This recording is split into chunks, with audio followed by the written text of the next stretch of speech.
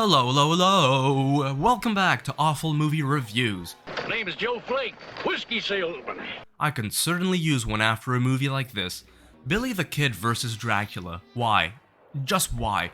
Who thought it would be a good idea?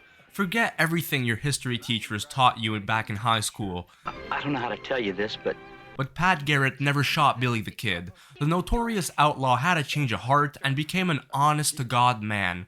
Little did he know that he would be forced to become a vampire slayer. How stupid! I couldn't agree more. I'm so happy.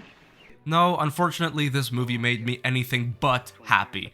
But just before we get going, if there's a bad movie you would like me to review, just leave me a comment down below. Don't forget to like this video, subscribe, and please let me know your thoughts and feelings on Billy the Kid vs. Dracula. No? No. Oh. One of the most interesting subgenres in horror history, in my opinion, is the horror western. I've seen a few good ones like Ravenous with Guy Pearce, or Bone Tomahawk with Kurt Russell and Patrick Wilson.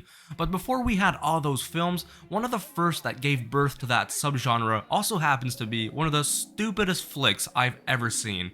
My poor child.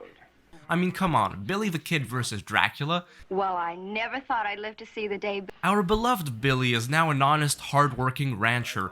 He left his murderous ways behind in the past, and he's destined to be married to this beautiful young woman named Betty Bentley. Her relatives are coming to the west to live with her, and on that traveling stagecoach, who do we have? Dracula. Yes, Dracula. Not just some vampire. No, this is supposed to be the actual Dracula. He just so happens to be in the Wild West.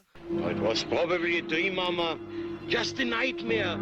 Don't worry about it so much.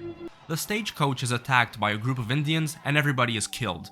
After being infatuated with the picture of the young Betty, Dracula assumes the identity of Betty's uncle in order to get to her and make her his eternal bride. Of course, this is one of the cheapest vampires to ever hit the silver screen, no joke.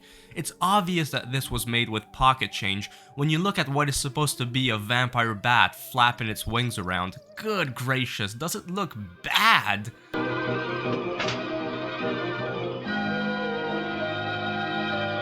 And for a Western movie, it was also very disappointing to see that this was very light on the gunfight scenes. There's not a lot of shooting going on. Yep, that's definitely a dead lamb.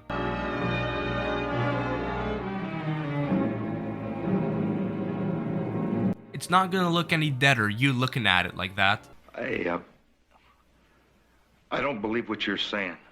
Alright, needless to say, this is pure exploitation trash. This is making a movie for the sake of making a movie. I got more important things to do. yeah. Full of horribly staged fights,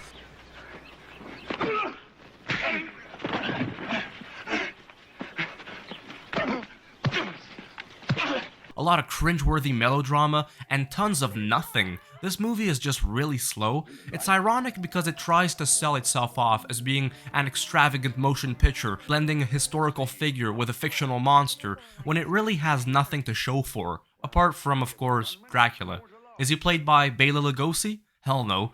The guy had already been dead for 10 years before this was even released. And it wasn't Christopher Lee either who played the part. No, we've got ourselves a John Carradine.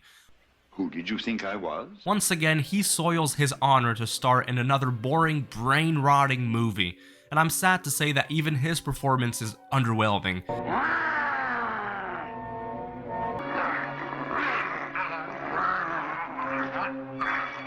Not even he could save this from being an utter disaster.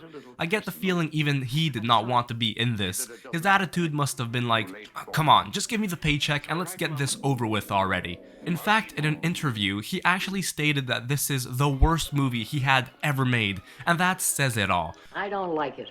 I don't like it a bit. When the man who appeared in some of the worst films to ever hit the silver screen, like Red Zone Cuba and Frankenstein's Island, says that even those are better than this, then that's a movie that scares me. There's something spooky about all this.